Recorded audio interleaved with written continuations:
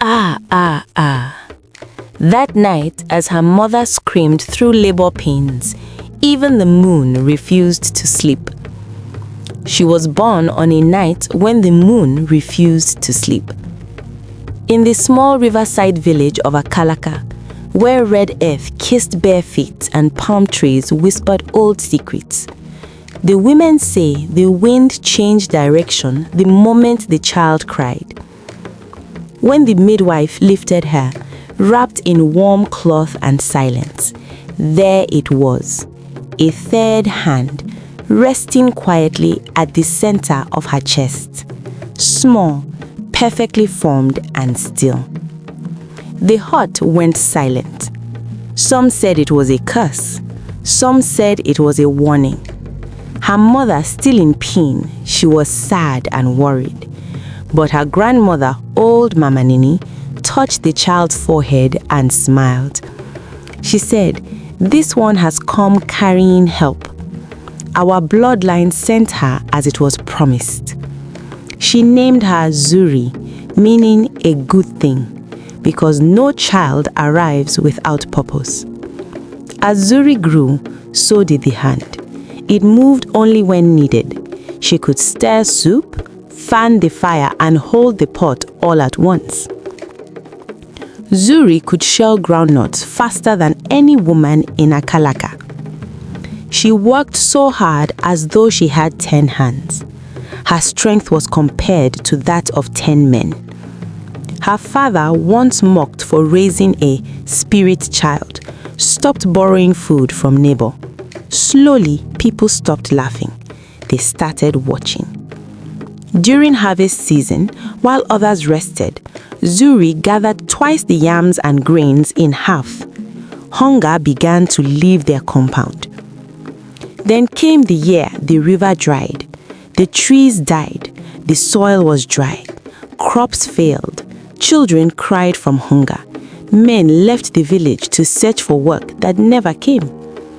One evening, Zuri followed her grandmother into the forest, deep where the ancestors were said to listen. Mama Nene whispered prayers, and Zuri's third hand grew warm. Guided by something unseen, it dug into the earth while her two hands held the soil apart. Beneath the roots and stones, they found water, clear, cold, alive, a hidden spring. That night, the village ate and drank. They were happy. Young men lifted her up in happiness while chanting her name. From that day, no one called her cursed again. Zuri's hand healed broken things. She could weave nets. When her father's fishing net tore, her third hand wove faster and stronger than any loom. Oftentimes, the fishermen's wives would bring their torn net to her to fix. And each time she does, they always gather and sing praises of her. When a child fell sick, the village healer noticed that the hand always hovered over the herbs, choosing the right leaves without being taught. And when the healer administered the herbs she chooses, the child will get healed. People began to come from nearby villages, not to stare, but to ask for various kinds of help. Her name had gone far and near due to the help she rendered in her village and beyond. On her 18th birthday, Mama Nene told her the truth. "Our bloodline made a promise long ago," she said.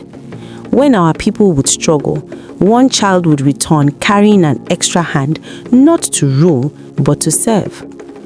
Zuri looked at the hand resting against her chest, steady and patient. She understood then. It was never an extra hand. It was the village hand placed on her body so she could help them survive. Few days later, she was summoned by the king, not to be honored, but to be judged. That night, fear gripped in. She was shivering. She was scared. "Will I be killed by the king?" Zuri asked Mama Nini. "All I did was help the people. The God spoke to me and I obeyed. I went to the forest as they instructed me to, and they gave us water. Mama, Nini," she called her grandmother, "did I do anything wrong by listening to the gods?" She cried in fear. By dawn, she proceeded to the king's palace. The king's palace was not a place of comfort. It was a structure of heavy timber and shadows, where the air smelled of ancient dust and the iron gall ink of tax record. King Obakain sat upon a throne carved from a single Iroko tree. He was a man whose heart had become as hard as the wood he sat upon. When stories of Zuri's third hand reached the palace of King Obakain, his heart hardened. The king was a man of tradition, wrapped in crowns older than mercy. To him, anything that bent nature threatened order. She is an abomination, he declared before his chiefs. A reminder that the gods can challenge kings. Oh, poor Zuri. The same hand that fed the villages now frightened a throne. It was that moment that it dawned on Zuri that indeed she was summoned not to be honored, but to be judged. Chains kissed her waist. Her third hand was forced against her back, as though shame could be pressed into flesh. Before the crowd gathered, the king pronounced his verdict. She will be banished before sunrise. No spirit child will breathe the air of my kingdom. I am King Obakain, and this is my verdict, he screamed. The crowd watched in silence. Some wept, some walked away. Zuri said nothing. She was taken to the prison made of iron, waiting to be banished from Akalaka once the sun rose. But destiny does not listen to kings. That same night, the palace shook with cries. The king's first son, Prince Adekunle, heir to the throne, pride of the kingdom, collapsed without warning. His body burned with a fever no herbs could cool. His breath became shallow like a drum losing rhythm. The best healers were summoned. In a chamber, they tried roots, chants, sacrifices, everything they knew, but nothing worked. The prince slipped closer to the ancestors with every sunrise. And then the dreams began. Every night, King Obakain saw her. Zuri stood in white, her third hand glowing softly like morning light. She never spoke. She only stretched the hand towards his son again and again until the king awoke in sweat, his heart pounding with fear and shame. On the fourth night, the dream changed. Zuri turned her back and began to walk away. The king screamed in sleep, "Ah, ah," as his body twisted beneath the covers. By morning, the prince could no longer speak. The prince's condition got worse every minute. King Obakain stood beside the prince's sick bed with tears in his eyes. The king fell to his knees for the first time in his reign, screaming, "Gods of my fathers, please don't let me lose my only son. Who will take after me when I'm gone? This is the only child you gave me. Now you want to take him back?" Then he remembered the dreams. "Bring her back," he whispered, "before it is too late." They found Zuri at the edge of the kingdom, tied and bruised, waiting for exile. When the guards untied her, she did not rejoice. She did not smile. She simply followed. Inside the palace chamber, death hovered. Zuri approached the prince's body slowly. She placed her two hands on his chest, and then gently her third hand lifted on its own. It trembled, not with fear, but with sorrow. The room went silent. The hand glowed brighter, warm as sunlight after rain. It pressed against the prince's heart, and Zuri whispered words no one had taught her, words older than crowns, older than fear. The prince gasped, then breathed, then opened his eyes. As blurry as it was, the first thing he saw was a very beautiful creature standing before him. Not a vision, not a dream, but a presence so striking it felt unreal. She stood tall and graceful, like royalty carved from living earth. Her dark skin glowed with a warm golden richness, smooth and radiant, as though kissed by firelight and moonlight at once. It carried the depth of ancient soil, strong, beautiful, and full of stories. Her hair fell in thick, elegant braids, carefully woven and adorned with golden beads that caught the light with every subtle movement. Each braid framed her face like a crown born, not made. Her eyes were deep and expressive, dark pools of wisdom and kindness, watching him with calm, gentle concern. There was softness in them, but also strength, as though she carried both compassion and power in the same breath. Her lips were full and serene, resting in a natural, peaceful curve, as if she knew secrets the world had not yet learned. Gold earrings brushed her neck, and delicate jewelry rested against her skin, enhancing the regal elegance of her presence. To the prince, she did not look like an ordinary girl. She looked like a blessing, like a miracle, like a story brought to life. She smiled at him, and in that single heartbeat, the moment their eyes met, he felt it. He fell in love with what he saw. A cry broke from the king's throat. Chiefs fell to the floor. The king wept openly, his pride shattering like clay. He bowed in appreciation just the way he bowed to her in his dream. They smiled. Everyone was happy. From that day, Zuri was no longer called Cost. She became the healer of the crown. But healing did not stop at the prince's body. Over time, Prince Adekunle learned her silence, her strength, her scars. He saw not a third hand, but a woman who carried the weight of many. Love grew quietly, the way true things do. Days passed, weeks came, months were counted, and for each passing day, Prince Adekunle and Zuri grew in love. They were fond of each other. The prince never wanted her to leave his presence for 1 minute, and one day, he asked for her hand in marriage. Zuri hesitated. "Power once rejected me," she said softly. "Promise it will never reject another like me." "I promise," Prince Adekunle replied. After the wedding drums faded and the songs of celebration settled into memory, Zuri did not rest in comfort. She returned to work. The gift she carried was not meant to sleep beside crowns and silk. It was meant to serve. In the quiet rooms of the palace, Zuri worked with herbs, cloth, and knowledge older than written words. While others watched in silence, her hands moved with purpose, measuring, binding, healing, understanding. What no one else could explain, she made clear. What had no cure, she found one.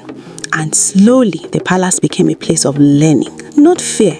The prince watched her with pride. He did not marry her for her miracle alone. He married her for her mind.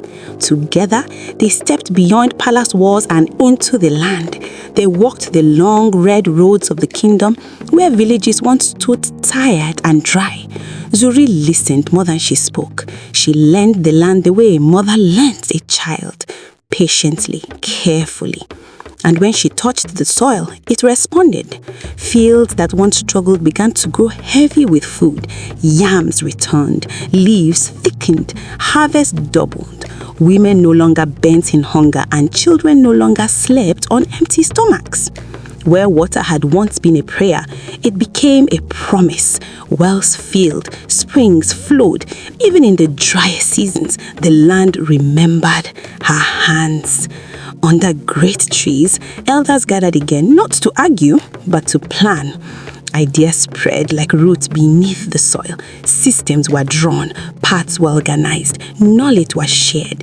The kingdom began to think forward, not just survive. Years passed. The kingdom did not merely survive, it thrived. Under the wisdom of the old king and the steady guidance of the prince and his wife, the land grew prosperous. Knowledge spread through halls once quiet. Plans were drawn, roads were built, crops flourished.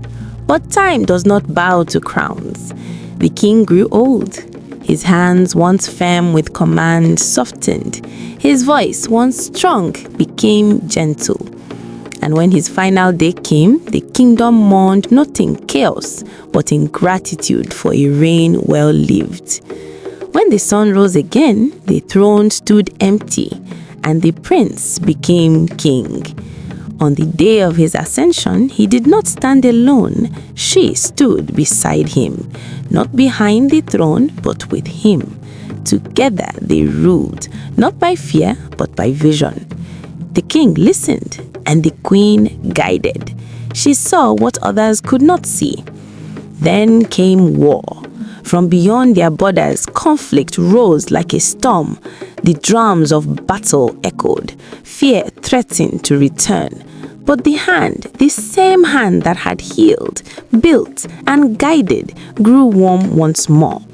It showed her paths unseen. It whispered direction. It steadied her heart. Before every battle, she entered the temple. Beneath the watchful silence of the gods, she prayed, not for glory, but for protection, not for conquest, but for victory that would end suffering. And the gods listened.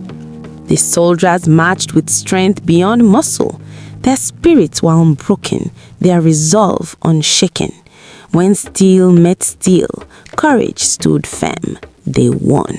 The kingdom rejoiced, not because they had conquered, but because they had defended their peace. After war came laughter again. They gathered in celebration. They ate, drank, and gave thanks. She bore him children, bright-eyed, curious, and full of promise. They grew beneath the watchful love of their parents, learning wisdom before pride, kindness before power. Like their mother, she listened deeply. Like their father, they stood bravely. The land became better than it had ever been. Water flowed freely. Knowledge lived openly. The people no longer feared tomorrow. Instead, they were happy for tomorrow. And in quiet moments, away from thrones and banners, the king and queen sat together, laughing, sharing secrets, remembering where they began. Their love did not fade beneath crowns, it deepened. They had walked through sickness, through doubt, through war, through destiny, and they emerged together. The girl with the third hand had fulfilled her purpose, not by ruling alone, not by being feared, but by lifting an entire kingdom, but with peace, with love, with the land forever changed. And they lived well. They ruled wisely, and their legacy lived on. And when Zuri finally stood beside the stream of Akaloka, her third hand resting calmly against her chest, her heart gladdened. Because finally, the gods made the people understand that some gifts are not meant to be hidden, some miracles are born to rule, not with fear, but with healing.